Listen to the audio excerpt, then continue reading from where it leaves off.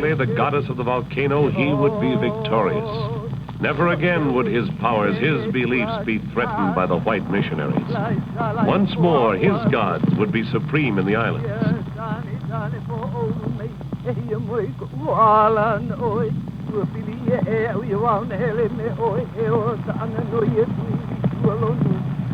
Saeed said you must stop her. Stop who? Kapiolani, the whole island knows. She goes to the volcano. But why? Prove that your God is greater than Pele, like Elijah. Elijah? The story of Elijah. I told her how the prophet defied Baal.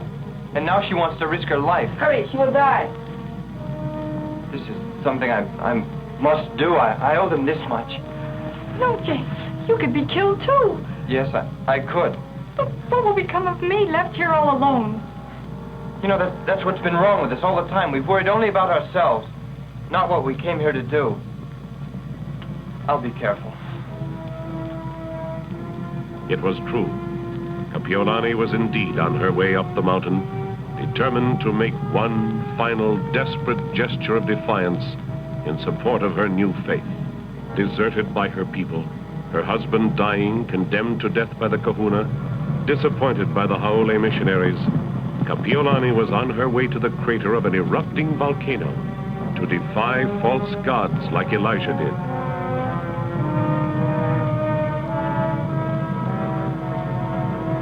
On the rim of the crater, the kahuna halted her, issued a final dire warning.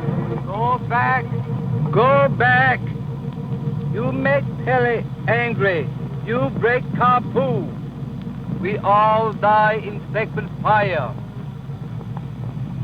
But in open defiance of Pele, Kapiolani first picked sacred ohelo berries, prepared to break all the deadly kapus one by one.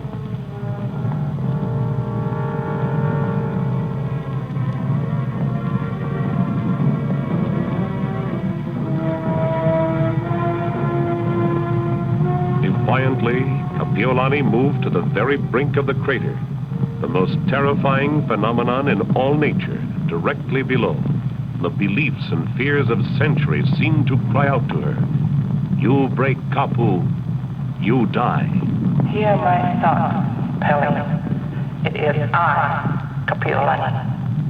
I defy you. I break your cup. And the fiery fountains boiled higher. See? I eat the sacred ohelo berry. Another terrible insult. The terrified men and women huddled below, afraid to run, afraid to stay. Truly, Pele was furious. I throw stones into your house of fire. Now the insulting pebbles seemed to inflame the fiery goddess. Then James Ely arrived and marveled. There was Kapiolani, alone, defying every superstition, every primitive fear of her people. Depending on no one, nothing but her faith. Kill me now, Pele, for your power is broken forever. Now the furies of a pagan hell roared loose below. Kill me, or my God only will be worshipped in our island. Fountains of fire rose almost to their feet. Kapiolani disappeared in smoke. Forever, they were certain. But when the smoke cleared slightly,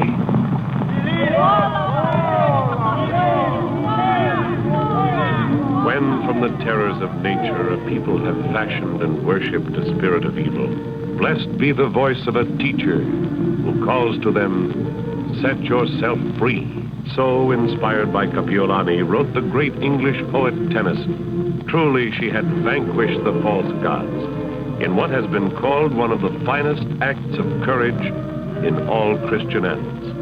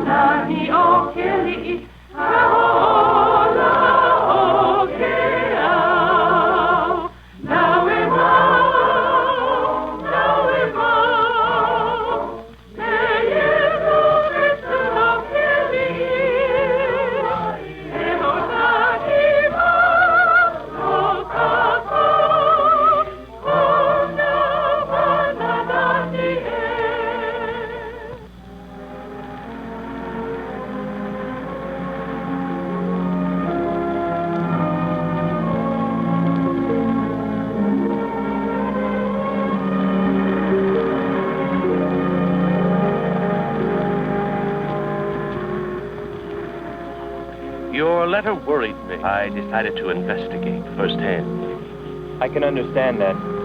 There'll be a ship within a week. I'm not going. I want to stay here. But you said that... She convinced me. My place is here. I want to stay. Kapiolani? She was willing to give her life for her God. She had faith strong enough to give to everyone, even to me. Within a year, a new, devout, self-confident James Healy was ordained a minister. Today, we realize that Kapiolani accomplished far, far more than any of the missionaries could realize at the time. The little grass hut village, Honolulu, has become a beautiful, modern, thriving city of 250,000 people, crossroads of the Pacific. And in Honolulu and throughout Kapiolani's beloved Hawaiian Islands today, beautiful, modern churches of all denominations stand as living memorials to the steadfast, courageous heroine of the volcano, Kapiolani. In the words of Tennyson's poem, great and greater and greatest of women.